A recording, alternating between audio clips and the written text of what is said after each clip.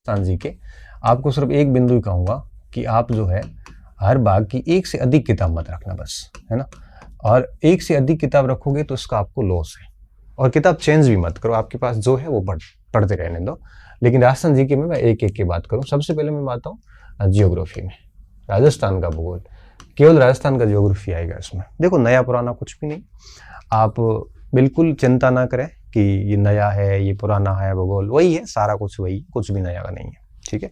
यहाँ कई सारी किताबें आती है, देखो अगर मैं ऑथेंटिक किताबों की बात करूँ, ऑथेंटिक, तो देखो हरिमोहन सक्सेना की आती है जो बिल्कुल अभी हाल फिलहाल अपडेट है नहीं, तो इसको तो मैं अभी सजेस्ट नहीं कर पाऊंगा क्योंकि अपडेट नहीं है। थोड़ा बहुत अपडेट बहुत ज़रूरी होता है, हाल फिलहाल अपडेट में आई नहीं है, और कोई नई अपडेट आई है तो आप देख सकते हो उसको, लेकिन उसमें फैक्चुअली थोड़ा कम है और थोड़ा सा ठीक नहीं रहता, ज़्यादा डिफिकल्ट हो जाती है। फिर आती है गाइड की श्रेणी में। गाइड की श्रेणी में आजकल देखो एक तो नाथ आती है, ठीक है, एक आती है बिंदवाल की, और एक आती है संकल्प की, गंगानगर की, संजय चौधरी, है ना। ये ठीक आती है किताब, मैंने देखी इसको थोड़े दिन पहले, तो मुझे वो ठीक लगी, है ना। ये संकल्प नाम के कई और फर्जी इंस्टीट्यूट भी है, ये मैं संजय चौधरी की बात कर रहा हूँ, गंगानगर से, ठीक, उनकी किताबें अच्छी है। ये 3 किताबें मुझे ठीक लगी, और बाकी मैंने किताब कोई भी देखी नहीं, सही बता रहा हूँ। 3 किताबें मार्केट में आजकल चल रही है, और अगर कॉलेज लेक्चर में अभी जैसे पेपर आया उसकी मैं परफॉर्मेंस की बात करूँ राजस्थान भूगोल के अंदर, तो कितने 20-22 प्रश्न आए थे टोटल, जिसमें से 18-19 प्रश्न लगभग सभी में आए थे, ठीक है। अब पहली मेरी सलाह ये है, इन तीनों में से आपके पास जो भी एक किताब है वो रखिए, नहीं लाने की जरूरत नहीं है, बिल्कुल नहीं लानी। और मैं बड़े भरोसे के साथ कह सकता हूं कि आपके रूम में इनमें से कोई एक किताब तो होगी ही होगी। ये नहीं है कोई और भी है वो भी चलने दीजिए, ठीक है, नहीं लाने की जरूरत नहीं है, क्योंकि भूगोल के सिंपल प्रश्न आते हैं और आपकी किताब में से हो जाएंगे।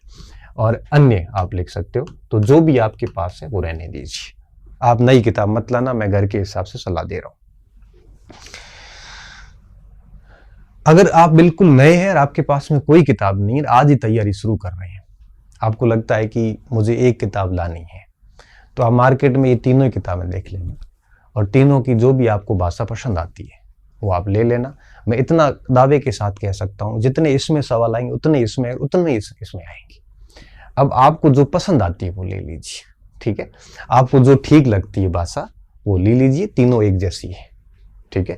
और इसमें अंतर करना मेरे लिए बहुत मुश्किल का काम है, क्योंकि देखो नाथ ने लोग लिखा है बहुत टू द पॉइंट लिखा है, उसने बहुत एक्स्ट्रा नहीं लिखा, और इन्होंने क्या किया, नाथ ने अपडेटेड भी लिखा है, जो जो चीजें महत्वपूर्ण थी सारी डाल दी, और जो कुछ एक्स्ट्रा था वो सारा हटा दिया, पॉइंट टू पॉइंट लिखा है, तो ये थोड़ी साइज छोटी पड़ेगी, पढ़ने में आसानी रहती है। धिंदवाल ने क्या किया, बहुत एक्स्ट्रा डाल दिया, कुछ जगह इतना एक्स्ट्रा डाल दिया जिसका कोई सेंस भी नहीं है, और प्रमाणिक पुस्तकों में भी उसका स्रोत नहीं मिलता, ठीक है, कुछ ऐसी चीजें डाल दी, कुछ त्रुटियां भी देखने को मिल जाती है, तो इससे तो ज्यादा थोड़ा ये ठीक रहता नए बच्चे के लिए। और हालांकि धिंदवाल आप पढ़ पा रहे हैं तो ठीक बात है, कोई दिक्कत नहीं। संकल्प वाली जो किताब आती संजय चौधरी की, उसमें उन्होंने थोड़ा सा संक्षिप्त किया है, नाथ की शैली से लिखी गई है, ठीक है, वो भी किताब अच्छी है। तो आप में जो भी किताब पढ़ रहे हो वो आप पढ़ते रहने दीजिए, क्योंकि इसमें कोई ऐसे प्रश्न नहीं आते खतरनाक वाले कि आपको नई किताब देखनी पड़े, ठीक है। और इसके नोट्स बनाने की भी आवश्यकता नहीं, किताब नोट्स की तरह ही लिखी गई है सारी, गाइड पढ़ते हैं तो। नोट्स की आवश्यकता कब पड़ती है, जब आप डिटेल्ड पुस्तक देखते हैं तो, ठीक है। उसके बाद बात आती है आपके राजस्थान की राजव्यवस्था, ठीक है, राजव्यवस्था, ये सिर्फ राजस्थान की राजव्यवस्था है। राजस्थान की राजव्यवस्था में भी कई किताबें आती हैं, सही बता रहा हूँ। अभी हाल फिलहाल अगर मैं बताऊं तो मैं वापस वही नाम लूंगा, राहुल चौधरी का, जिसकी किताब मुझे यूं लगता है कि काफी पूर्ण किताब है ना। पूर्ण किताब इसलिए कह रहा हूं कि 20 एक प्रश्न 10 एक प्रश्न आते हैं तो 7-8 फंसा देता है। इसके अलावा जो भी कई किताबें और भी आती हैं मार्केट में, और नई नई कई सारी किताबें आती, मोस्टली कई किताबें हैं जो सिलेबस को कवर नहीं कर पाती, ये सिलेबस को भी कवर कर लेती हैं और ठीक ठाक है, एरर भी बहुत कम है, और परीक्षा के पैटर्न पे लिखी गई है, और 80-90% सवाल आराम से इसमें आ जाते हैं, ठीक है। इसके अलावा आपके पास कोई है तो आप वो भी पढ़ सकते हैं, लेकिन मुझे थोड़ा ये किताब ठीक लगती है, ठीक है।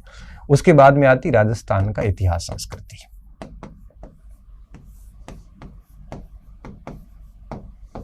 अब देखो, इतिहास और संस्कृति की अगर मैं बात करूं तो इतिहास और संस्कृति की हालत क्या है अभी? हालत ये है कि मार्केट में वापस मैं वही बात कर रहा हूँ कि नाथ भी आती है और देंदवाल भी आती है। अच्छा, इसमें एक सिखवाल भी आती है ना? तो वो भी आपको ठीक लगे तो वो भी आप रख सकते हो, ऐसा कुछ भी नहीं। नाथ आती है, देंदवाल आती है और सिखवाल की भी आती है। ठीक है, ये 3 किताबें जो है वो इतिहास और संस्कृति की आती है। अब इन तीनों का मैं थोड़ा थोड़ा बता देता हूँ। नाथ वापस मैं वही कहूँगा कि टू द पॉइंट लिखी गई है।